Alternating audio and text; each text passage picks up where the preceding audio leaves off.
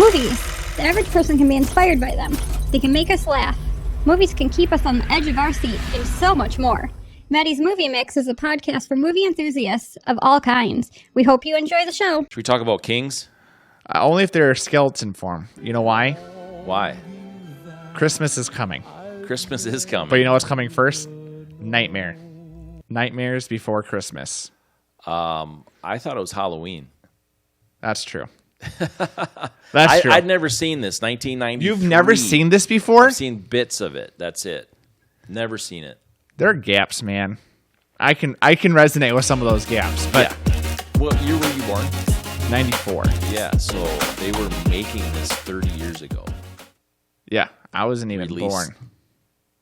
Released in 93. Yeah, which is crazy. Yeah. But I remember growing up with it.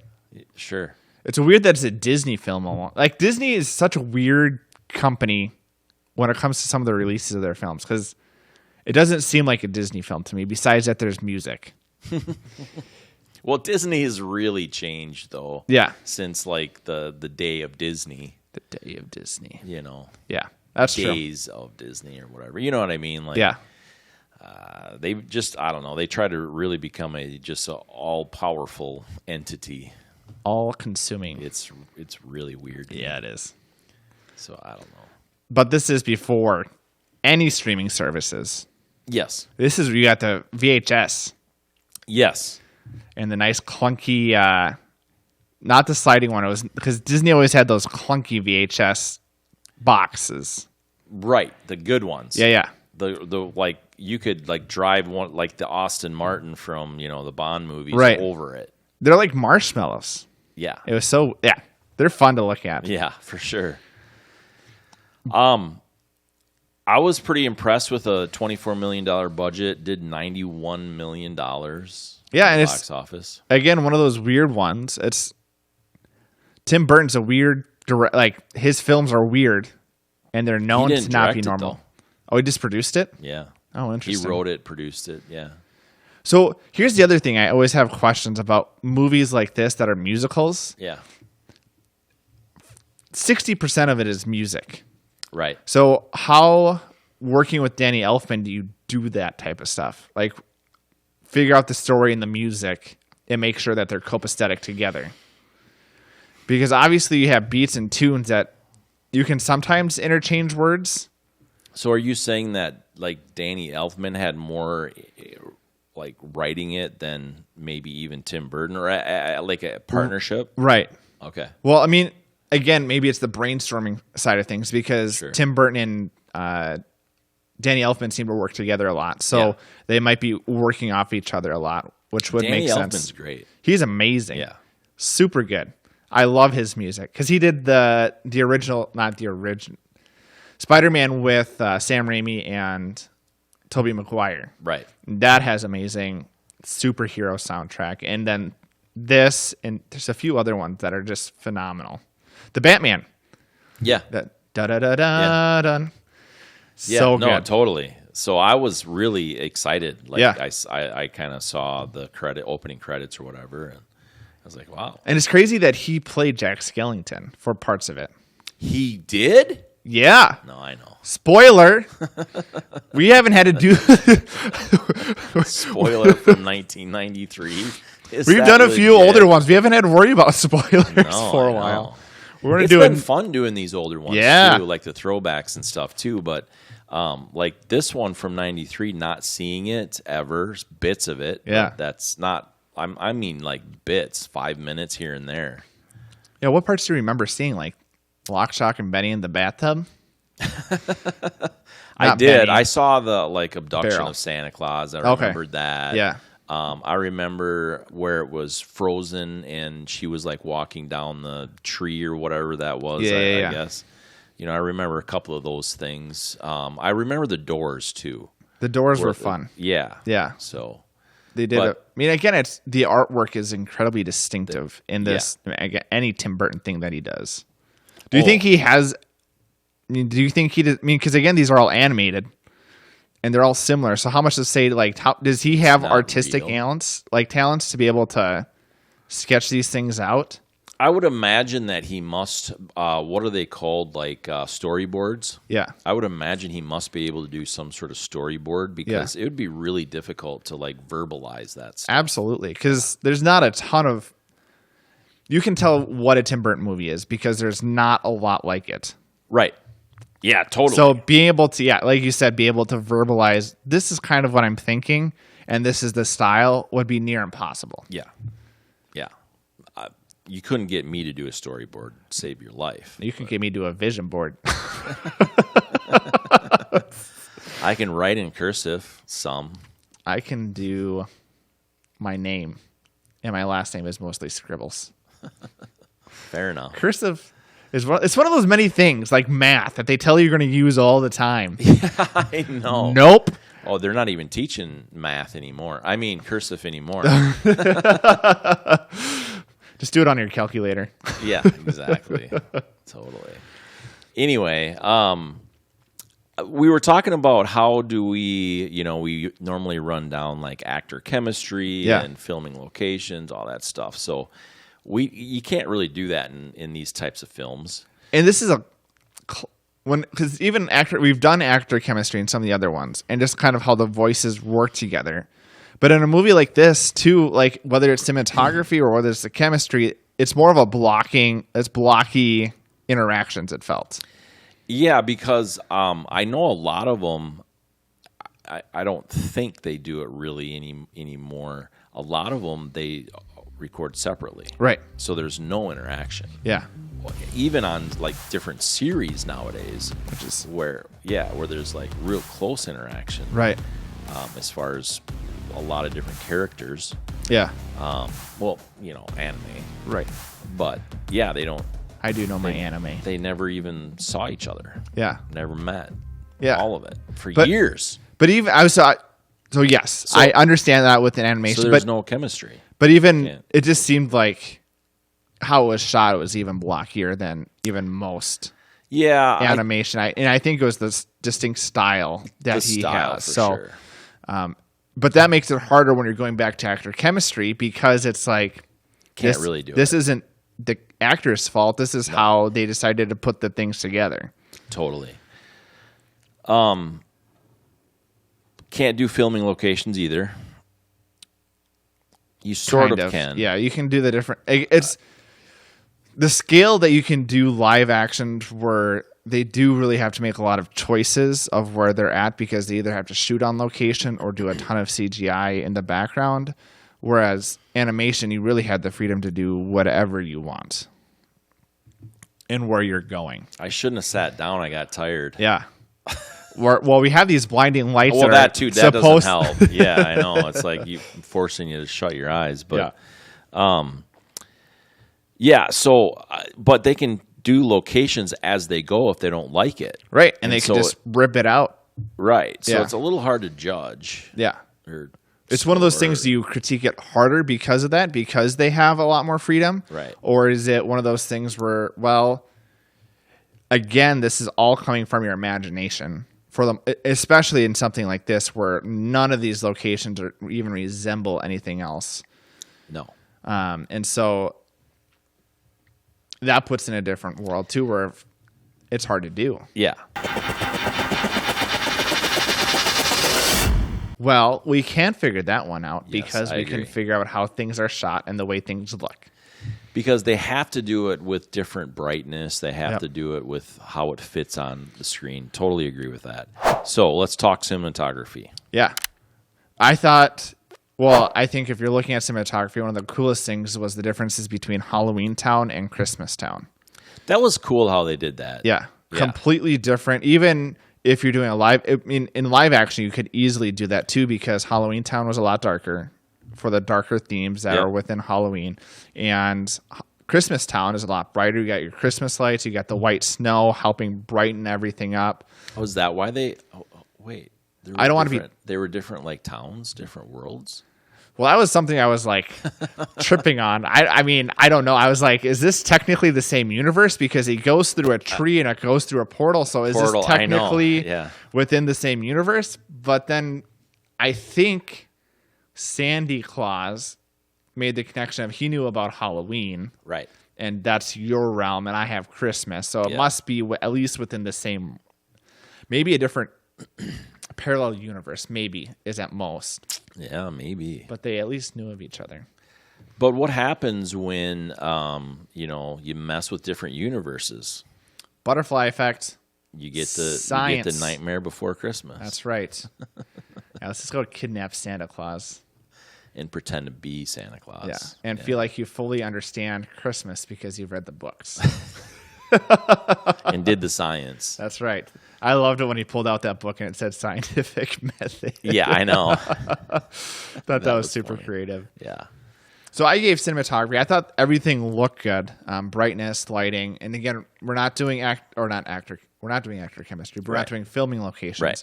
But it was cool to see the different sets and how it was lit and made the scene look good. So I gave it a 4.4. I really liked it. I mean, there's not a lot I would take out of it when it comes to cinematography. Again, there's a choppiness that personally I don't like. Yeah. But that's just his style. Right. And they made it that some of that choppiness is like the claymation look with the animation. And so that kind of goes along with it. I gave it a flat 4 for cinematography because I thought it was really fun how they did the different worlds and Oogie Boogie was kind of fun because they kind of shot him kind of green in some shots or whatever, and he was more in the shadows. Yeah, too. Yeah. So that was really neat. So yeah, 4.0 flat. Yeah.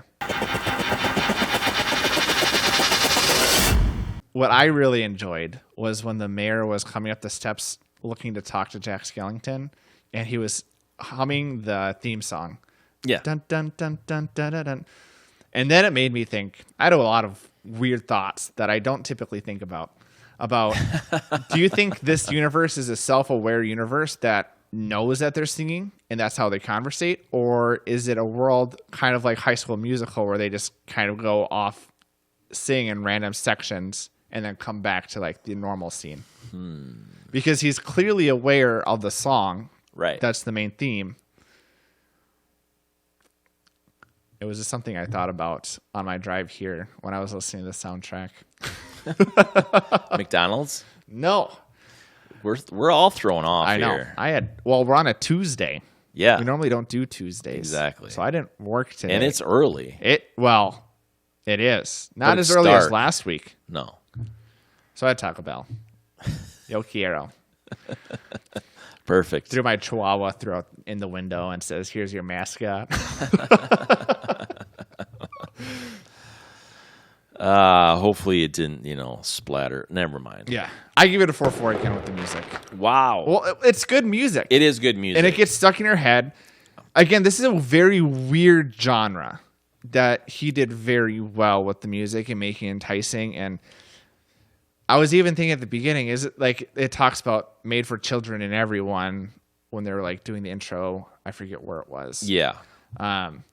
And again, as a kid, I remember watching it, but like as an adult, I was like, this is kind of a creepy movie. Not sure kids should watch it. Yeah. I mean, they even talk about monsters under the bed, right, and stuff like that. So let's just completely exploit all your fears. Yeah. And make you have nightmares. That I did not have. Before Christmas. Yeah. Do you know when this released? Like what day? I don't know either. Yeah, I should have looked at that. Would have been interesting. So the score was really fun. I remember hearing the music more than anything, throughout whatever, just during that era. Yeah. I was, basically an adult at the time. Basically. Legally, I guess. Only on paper. I guess I didn't pay much attention to it back then, but I do remember hearing some of the stuff I'm pretty sure on the radio. Yeah, I'm sure you did. So I just, that when I watched it last night, I thought, wait, I think I heard this kind of stuff back then on the radio. And it's almost like some areas are almost like Phantom of the Opera-esque with how the song style works. It wasn't just playful music, because that's a lot of Pixar films is just playful music that they're working together. But like some of them was like more emotional and deep, which was also enjoyable. Yeah, totally. So I'm gonna give it. Actually, I'm gonna beat you a little bit because I really enjoyed it and it brought back some good memories. So I'm getting a little emotional. There's the emotional score. 4.6. Yeah, I agree. It's good because Danny Elfman he knows job. His straight. If he's in it, it's going to be good music at least. Right. Just close your eyes and listen to the sound of music. No, not the sound of music. Oh, this isn't AS. Speaking of musicals, I do not like the sound of music. I have never seen it. It's so bad. I don't understand everything I can to avoid it. Why a movie needs an intermission in the middle. And then get upset that there's a second half. At least that's personally how I felt. It was like, there's a nice conclusion right before the intermission. It's like, finally it's over. And then it's intermission. And I'm like, what are you talking about, an intermission? Yeah. And there's a whole I've heard second people say half. that before. Never seen it. Yeah. The sound of crying ears. It was. I won't even suggest it. At least they review it. We can watch the one with somebody else singing, not the famous person. Actually, I think technically they're both famous. Julia Roberts. Does she? I'm pretty sure she's the new original. one. No, not the new one. No, that's not Julia Roberts. Sorry. No, you're right. Who is it? Julia Roberts was probably hardly born back then. You're probably right. But who sung it then? I'm going to get murdered by somebody for not knowing this. Yeah, I don't know. I've never seen it. So, I mean, I've seen pictures like promoting it, I guess, or whatever, but the sound of music. Never.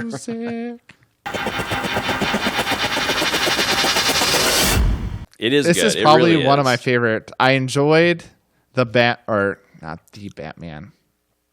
Is it the Bat? It's I think it was just Batman. Batman. Yeah. I guess technically does too, but the Batman and Batman Returns. Batman with Jack Nicholson, Michael Keaton. Michael Keaton. That one's one of my favorite Batmans. So besides that one, I think this is one of my favorite Tim Burton films. Yeah. Hands down. Totally would agree with the Batman and Batman Returns. Yeah. Top Tim Burton films for me. Yeah. I didn't like Edward Scissorhands was, okay. Yeah, it was strange. It was strange. Yeah, totally. And some of his other ones. But I would say that this falls in third for sure. Yeah. For Tim And it's short. That was the other thing I was thinking about. Yeah. It's only like an hour and 20 minutes. It's good, though. It is good. And I was thinking, like, hour 15, hour 20 is perfect for a typical audience for musicals. Sure, yeah. Because I could watch Les Mis over and over, but that's almost a 2.5 hour, 3 hour film. And my wife is like, I'm just going to go to bed because it's so long. And so that was something I was thinking about even in this film. For a general audience, it's perfect length. Yeah. So what do you give it? Oh, overall score. Yeah. I gave it overall entertaining. Overall entertainment. I'm really stuck with the 4 4s. It's good. Check the 4 4s. That's right. I'm a little bit less than that. I'm a 4.2. Okay. Because I mean I'll watch it again, but it won't be like a super repeat. Maybe every year or two. I like the music. Yeah. Well, the music is good. It's fun. And I don't think this is there's some films that make sense to watch semi-year round. Yeah. But this is not one of those films. Right. It's a great film to watch in October and November. You could put it in the background at Halloween. Yeah, absolutely. Yeah. And, I mean, people love the film. Yeah. There's a ton of stuff with Jack Skellington and Sally and the dog Zero. I thought that was really creative with Zero. Yeah. Being a little floating blanket. Right. Yeah. But, and you got to be Rudolph. It's a win-win. It is. Yeah. It was so smart. Yep. The way I decided to do this one was I first looked at the year. Yeah. 93. 93. And how does it hold up today? Good. Right? Holds up brilliantly. Yeah. I mean, it really does. Yeah. If someone told me that was made last year, it would make sense. I would believe it. Yeah. like it because of the way they did it. Yeah, there's not much you would change visually with this movie. No, because it just worked. Which worked on many levels, just because it was simple but also incredibly unique. Right. So overall rating, that was a huge factor for me. Yeah. In it and stuff. So I'm actually a 4.5. Ooh, look at that. Yeah. Well, not to keep using the same numbers, but if we're looking at the analytics and the scorecard of everything else, are you gonna? I'm gonna check it off. Almost looks like you're gonna throw a dart at me. I'm gonna check it off. 4.4. Check. Clean sweep. And the total is. That's right. Yeah, go see it. Or wait, you can't go see it. Just see it. It's on Disney Plus. Yeah. The modern Disney. Yeah. At least it's a cheap subscription. I got Netflix again somehow. Which I really don't want to talk about how that happened. It's a gift that keeps coming. Yeah. Dead people. That's why you got it, right? Dead people. Oh yeah, Jeffrey Dahmer. Yeah. Yeah, Megan really wanted to see that for some reason. I didn't think she was going to like it, and I was right. But I wasn't going to tell her that publicly at home, so she can just hear it on the podcast if she ever listens. Right. What do we do now? Well, what we do is tell you, to email us at legitq@manymoviesmix.com with any snide remarks, because I think that's the most productive thing for us. Absolutely. See you next time. Hammer the share button. Go ahead and hammer out a comment to us. Go ahead and hammer the like button. Go ahead and hammer the subscription button. Go ahead and hammer the notification bells, because you know what? That's the best way you can support us. We appreciate it.